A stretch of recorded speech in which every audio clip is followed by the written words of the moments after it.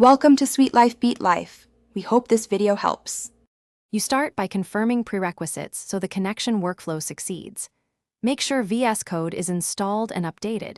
You need a GitHub account with an active Copilot subscription or trial. Once done, sign into GitHub inside Vscode via the Accounts menu. This authenticates the editor. If you encounter blocked requests, temporarily disable strict VPN or proxy, because authentication requires reachable GitHub endpoints. This step prevents token errors and ensures the extension can request permissions immediately.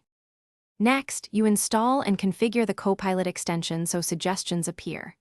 Open Extensions, search for GitHub Copilot, and install it. Restart Vscode if requested. Then open the command palette and run the Copilot sign-in command. This triggers a browser OAuth flow.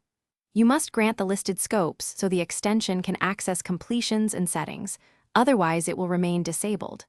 Once GitHub confirms authorization, return to Vscode and enable Copilot in the status bar or settings to start receiving suggestions. Finally, you complete setup and verify functionality with a quick test. Open a code file, type a prompt or partial line, and invoke Copilot suggestions using the suggested hotkey. You should see inline completions. If suggestions do not appear, check the Copilot output logs and Vscode settings to confirm the extension is enabled. One key troubleshooting tip: if authentication or token errors occur, rerun the sign-in flow and clear cached GitHub credentials. This resolves most permission and stale token issues quickly. Thanks for watching. Consider subscribing if we helped you.